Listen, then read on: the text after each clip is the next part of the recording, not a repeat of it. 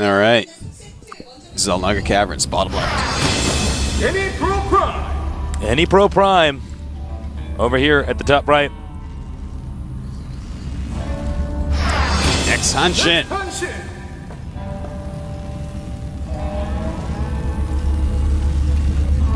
Get a shot of our studio. As you can see, we have 4 booths here. We actually make players rotate in and out of the booths. And it looks like we have Tasteless Cam back on. Okay, now I'm observing again, and we have my game sound. Okay. Hope that my observing wasn't too painful for you right. all.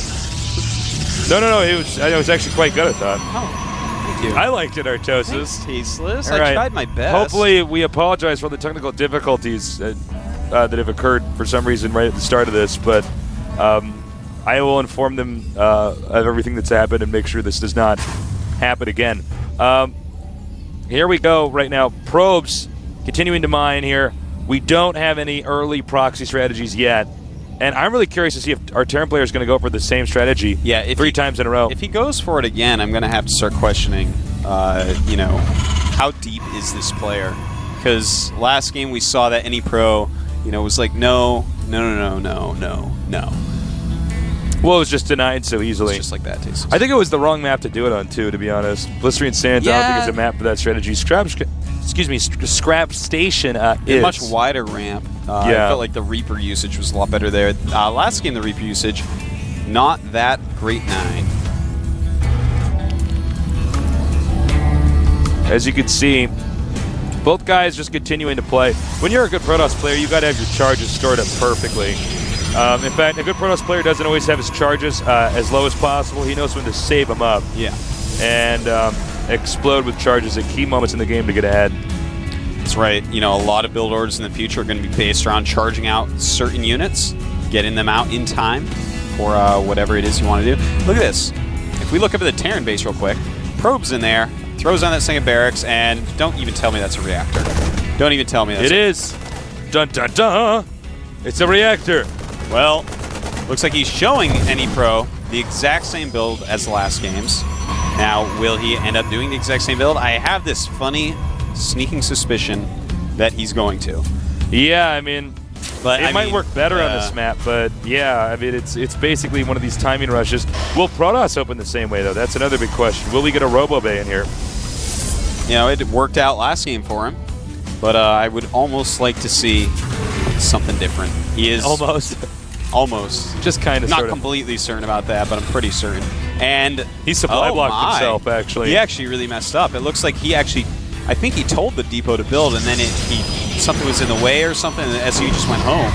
So actually, now he's doing the same rush build, missed a depot, and that's going to change all of the timings. He can't even really do this rush. Yeah, he switches it up. He makes that factory right now.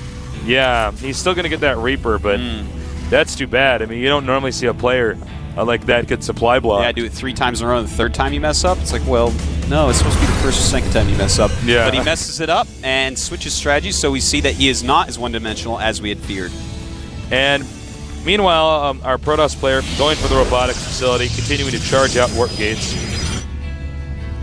And you got to wonder, is this purely Hansin be like, oh no, I messed up my rush, I'm switching builds, or is it something else, Tasis? Did he plan this from the start? I'm going to go with no. Okay, both the Stalker and the Reaper can see each other. And he's got to be careful because the Stalker can actually take a Reaper out pretty easily. Oh, no! Wow. You could jump over almost anything except for that, apparently. The glowy worms, man. The glowy worms right here got in his way. Taking 2 hits on that Reaper, that cannot be fun. Well, looks like it's going to get intercepted over here, too. Yeah. And he Here we like, go. LOL, I knew where you were going. Uh-oh, uh-oh, uh-oh, uh-oh. Run! Get out of there! And if he doesn't even get to scout this Reaper, that's actually kind of a big blow. It costs quite a bit for a Reaper. 50 and 50, rather. Yeah, it's expensive. And it's just a wasted unit. All right, we have more Marines coming out here. And he's going to get a Viking right away. This is interesting. Yeah, I don't quite understand the Viking, but okay. He's going to be able to at least scout with it. Maybe use it to kill an observer. It's definitely a possibility. He's going to get a bunker in his main, too. That's very interesting as well. As a missile turret? What? He's turtling hard. He's not banking on getting an expansion anytime soon here. Definitely. If he does, it doesn't make any sense. An interesting build to be opening up with a bunker and a missile turret before you even make a command center. Yeah. I think he definitely wants to kill this first observer. And I think he may. Taste is going to run it into a turret. Oh! Bam! He gets it. And suddenly that Viking looks genius. And now the Reaper is going to get inside the Protoss' base. And finally, I don't know if he's going to get a kill here because of the Stalker, but at least he will get some scouting over here. Yep. Nope. Sees a few pylons and a warp gate. Things I think he expected to see anyways. Already sold off that bunker with the salvage ability. Still has the missile turret. Very interesting that he knew exactly where to put that missile turret to stop the observer from coming in. He didn't have to use a scan or anything. He doesn't have anything, really. It looks so genius right now. I really do wonder how much of that was, perfectly planned out. Yeah, it's just weird. It almost seems too good. Well, it's just so odd. I mean, I suppose it does make sense that an observer would move through this area, check for an expansion, and then go to the right. So we see people moving out on both sides here. Terrans. And a drop coming in over here. Looks like there are stalkers there. So he's going to be ready for this drop. Dropping on the edge of the base. I like it. Going to be able to stim and run in and do some damage. And in fact, that army definitely beats 4 stalkers. He's going to have to run out. Picks them up and then leaves. No stim quite yet. And, wow, actually chases him out pretty well. Almost takes out the Viking. We see he's going to regroup over here. He might attack the front, but there's a lot of sentries here that could force field the hell out of that. I feel like any pro's in a really good position right now. Yeah, he's got that Nexus up. He's got a really decent army, actually. And actually, our Protoss player is basically ready to engage. He's turned Guardian Shield on. Added another drop over here. Faking him out. Left, right, left, right. No, right. A little bit of footsie action here. And he's got to back off once again. Oh! Nice! May the Force be with you. And he's going to clean up a few of those remaining units. Remember, Terran does not have an expansion. A lot of force fields there, but I do like Taso. So he kills a lot of the army of Terran. And Terran, just now by the minimap, looking like he's going to float that command center over. And in the meantime, on the production tab, we do see that the robotics support bay is going to be made. Well, with the robotics bay out, he is going to be able to get some Colossi. We have that right over here. And also, the Ghost Academy being made. Pretty interesting. We haven't seen a lot of Ghosts in this matchup yet. We've seen a lot of TVPs, but not a lot of Ghosts. Now, I'm curious about his Ghost usage. I guess he's going to go for EMP. That's the most standard thing. But I'm curious to see how effective it's going to be against, an army that is basically anti-bio. He's got lots of force field. He's going to be able to protect pretty well. Okay, he should not engage here. He should not engage here. Oh my god. Barely gets out of it. Meanwhile, we have Terran units coming over to the side. And that Viking's going to be going down. I'm not sure why he was flying around the Viking that whole time. Yeah, I don't know either. And now he's going to scout with one Marauder. And you shouldn't have to run from that Protoss. Actually, he comes over here. He's trying to just sneak over here at different angles. Drops again over here, too. Oh, and targeting the dropships. That is a very nice move. Not going to let him keep harassing with these units. And it looks like he may be able to just clean this up with what he had there. I really like that defense. Any pro with very, very good defense so far. Vikings being started for Hansin to deal with these Colossus he sees are popping out. He does have the reactor over here.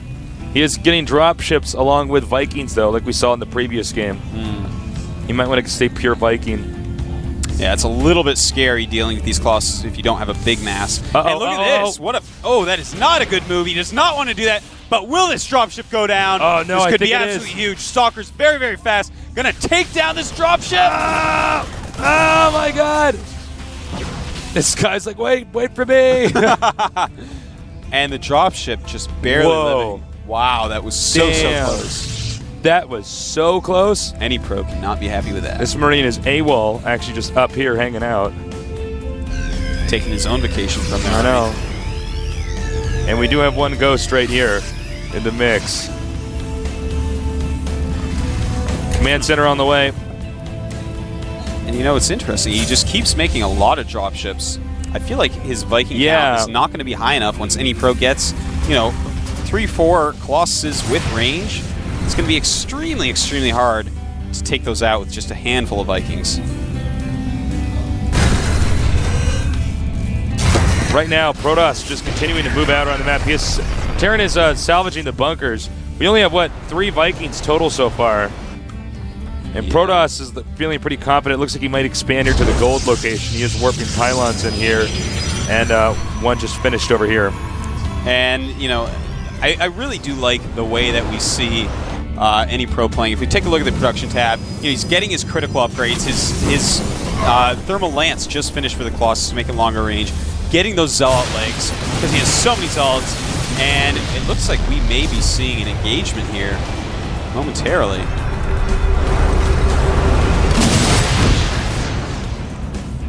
Protoss backs up, and I don't know, actually, if Protoss had enough Stalkers before. It looks like he's got enough now, but I think he suddenly realized, wait a minute, I don't have anything to engage those Vikings, and that's going to make my Colossuses useless. He needs to get more Vikings, and right now he's actually not producing any. Oh. Now we have some more on the way. That's right. Getting a much more decent Viking swarm here. But the Stalker's coming up, trying to intercept. Protoss regrouping. Oh my. Terran's got to be careful. Protoss with a Guardian Shield. Nice coming in from the side. EMP also. Beautiful flank with those Vikings. And it looks like if he can take out all of the Colossus, he's going to be in great shape. But no, it looks like his Vikings falling down. 2 Colossus left over. And just kiting with what he has left, which isn't a whole lot, Tasteless. I think he can actually chase him all the way back home at this point in time.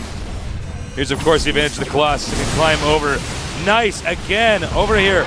Taking out a ton of these Terran units, which are now on the run. Terran up against the ropes right now. It's going to go back to his base. It looks like Protoss is going to move in for the finishing kill.